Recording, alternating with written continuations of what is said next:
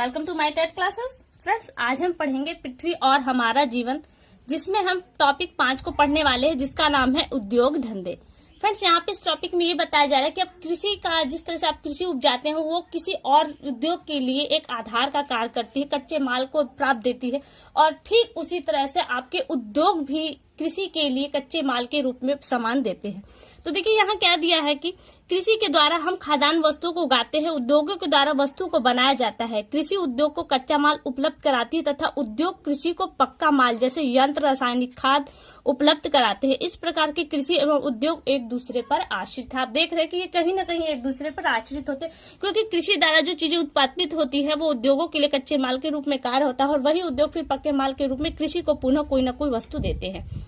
कहा जा रहा है कि उद्योग की स्थापना प्राय उन स्थानों पर की जाती है जहां से कच्चा माल की प्राप्ति हो, यातायात की सुविधा हो और साथ ही दूरसंचार की व्यवस्था हो, क्योंकि इन तीनों व्यवस्थाओं के अभाव में आप किसी कार्य को पूर्ण नहीं कर सकते। और सबसे बड़ी बात कि इन चीजों के बाद एक उद्यमी का होना बहुत ही जरूरी है, यानी कि एक बिजनेसमैन जो करने में सक्षम हो, वो ऐसी चीजों को रिस्क लेने की क्षमता रखता हो, वो होना जरूरी है। क्योंकि इन चीजों को होने के बावजूद भी अगर आप रिस्क नहीं लेते, आप बिजनेस करने में सक्षम नहीं, उद्यमी नहीं है, तो आप वो चीज नहीं कर पाएंगे। फिर दिया है कि सरकार की नीति के तहत हमारे देश में उद्योग सार्वजनिक तथा निजी दोनों ही क्षेत्रों में स्थापित किए गए हैं। फिर यहाँ दिया है कि कोई वस्तु किसी उद्योग के लिए अंतिम उत्पाद है तो किसी के लिए वो कच्चे माल के रूप में अभी प्रारंभ होता है। यहाँ पे कुछ बच्चों को समझाने के लिए दिया गया है जो आपके लिए नहीं है। और यहाँ पे देखिए दिया गया है देश में तथा देश के बाहर बाजारों में बेचने के लिए पहुंचाया जाता है। जो माल प्राप्त होता है उसको कैसे बाजार में भेजा जाता है। और कहा यहाँ पे जो समझाया जा रहा है वो उद्योगों के स्तर या प्रकार, कि किस तरह के उद्योग होते हैं, उनका प्रकार किस तरह का होता है, थोड़ी सी ये जानकारी दी रही है। मनुष्य को जीवन निर्वाह के लिए भोजन, वस्त्र तथा मकान प्राप्त करने हेतु अनेक साधनों एवं उपकरणों आदि की आवश्यकता पड़ती है। आपको पता है कि ये हमारी मूलभूत आवश्यकता है। प्रकृति द्वारा प्राप्त सभी वस्तुओं को सीधे हम उपयोग नहीं कर सकते। अभी हमने खनिज संपदा में ही ये चीजें पढ़ी थी कि जो चीजें हमको जिस रूप में मिलती है वो डायरेक्ट हम उस रूप में नहीं यूज करते। जैसे कपास, तो कपास को हम डायरेक्टली यूज नहीं करते, जब तक उसको किताई बुनाई वगैरह बन के कपड़े के रूप में न बन जाए तो हम उसे यूज नहीं कर सकते। इसी तरह से बहुत सी चीजें हैं, अनेक वस्तुओं का रूप परिवर्तन करना आवश्यक होता है। इसके लिए उद्योगों की स्थापना की जाती है। वस्तु निर्माण उद्योग कहते हैं, और इसे हम क्या कहते हैं, वस्तु निर्माण उद्योग कहते हैं। अब देखिए कितने प्रकार के, यहाँ पे आपको 2-3 प्रकार दिखाई दे रहे हैं। एक तो दिखाया जा रहा है लघु या हल्के उद्योग, और दूसरा कुटीर उद्योग। देखिए हल्के उद्योग कौन कौन से हैं। इन उद्योगों में कम पूंजी, श्रम एवं शक्ति के साधन तथा छोटी छोटी मशीनों की आवश्यकता होती है। ये हल्के कच्चे माल का प्रयोग करते हैं। प्रश्न यहाँ से आपसे यही पूछेगा कि हल्के उद्योग क्या होते हैं, या फिर लघु उद्योग या फिर कुटीर उद्योग, क्योंकि हल्के शब्द तो बहुत कम आता है, लघु उद्योग और कुटीर उद्योग शब्द आता है। तो यहाँ देखिए दिया है कि हल्के कच्चे माल का प्रयोग करते हैं, मतलब कि बहुत कम पूंजी में ये कार्य होता है, शक्ति की भी जरूरत बहुत कम पड़ती है। हल्की वस्तु का निर्माण करते हैं। यह कई बार भारी जो बड़े बड़े उद्योग होते हैं उनके लिए छोटे छोटे पार्ट बनाकर उनकी पूर्ति करते हैं। इलेक्ट्रॉनिक सामान, पंखे, सिलाई मशीन, साइकिल, जूते, कपड़े, तेल, माचिस, ऊन, रबड़, खिलौना, प्लास्टिक आदि वस्तु हल्के उद्योग के उदाहरण है, और ये उद्योग निजी क्षेत्र में लगाए जाते हैं। सिलाई करना जैसे ये सब इसी के अंतर्गत आता है। अब देखिए कुटीर उद्योग में कौन कौन से हैं। कुटीर उद्योग में हम देखें तो जो हमारे घर में ही स्थापित हो जाते हैं वो होता है। ये उद्योग श्रमिक अपने घरों में ही स्थापित करते हैं। इनमें जूट, लकड़ी, बांस, बेत, पीतल, पत्थर आदि के कच्चे माल के रूप में प्रयोग होता है, और इनसे जो खादी, हथकरघा, चर्म उद्योग, कालीन एवं दरी की बुनाई, साड़ियों पर कढ़ाई करना, रस्सी बनाना आदि इस उद्योग के उदाहरण है। कुक्कुट पालन, मधुमक्खी पालन आदि इसी उद्योग के अंतर्गत आते हैं। तो ये हो गया कुटीर उद्योग। अब यहाँ पे थोड़ा सा आपको दिया है ग्रामीण उद्योग, जो ग्रामीण क्षेत्रों में स्थापित किए जाते हैं, और ग्रामीण लोगों की आवश्यकताओं को पूरा करने के लिए स्थानीय कच्चा माल, श्रम तथा मशीनों का प्रयोग करते हैं। तिलहनों से तेल निकालना ग्रामीण उद्योग में है। गेहूं पीसना तथा छोटे छोटे कृषि उपकरण बनाना जैसे खुरपी, कुदाल, फावड़ा ये सब बनाना, रेशम के कीड़े पालना आदि ग्रामीण उद्योगों के उदाहरण हैं। फिर देखिए यहाँ पे कुछ उद्योग आपको बताए जा रहे हैं। रेशम उद्योग की प्रक्रिया दी गई है, और रेशम उद्योग यहाँ पे जो इसकी प्रक्रिया है ये जानने की जरूरत नहीं है, बस ये जान ले कि रेशम उद्योग को सेरीकल्चर कहा जाता है। ये हो सकता है आपसे एग्जाम में पूछ ले कि रेशम उद्योग को क्या क्या है जो प्रक्रिया है, उसे सेरीकल्चर कहते हैं। शहतूत के पेड़ों पर इन्हें पाला जाता है। रेशम के कीड़ों द्वारा फिर रेशम के धागे उत्पादित किए जाते हैं।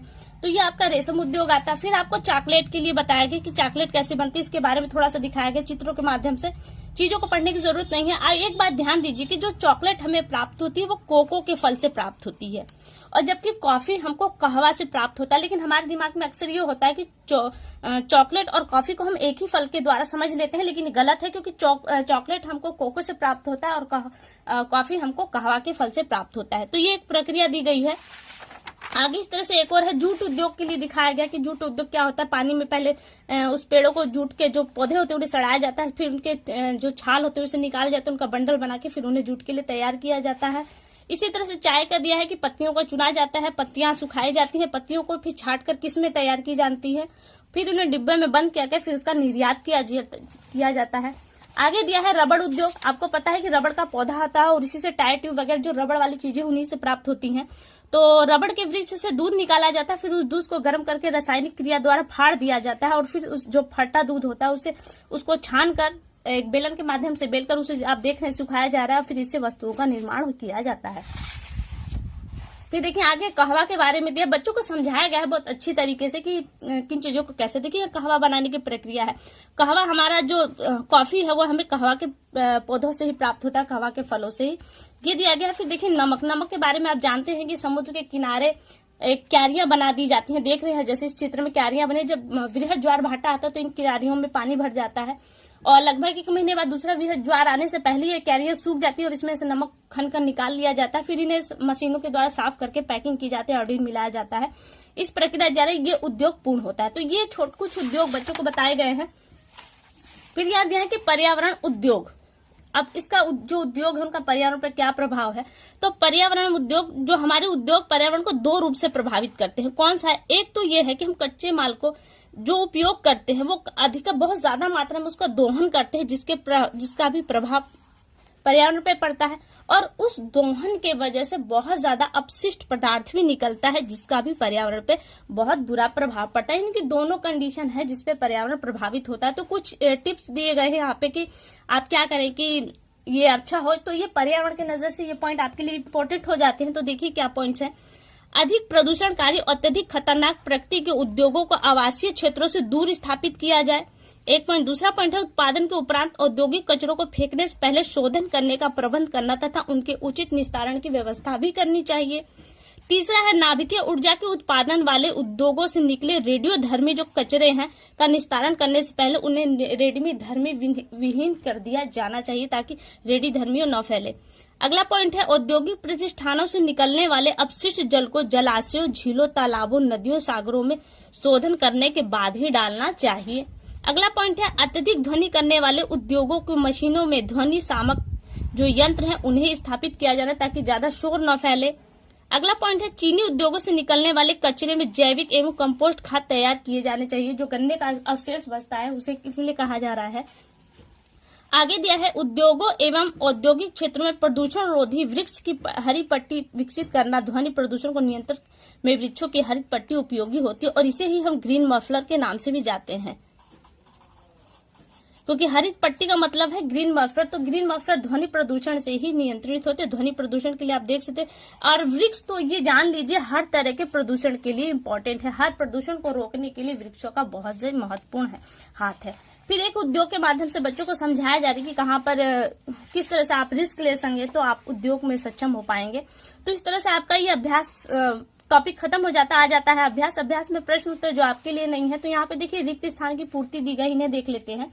दिया है कुक्कुट पालन एक उद्योग है। तो कुक्कुट पालन किस तरह का उद्योग है? तो कुक्कुट पालन आपका कुटीर उद्योग है। कुटीर उद्योग है।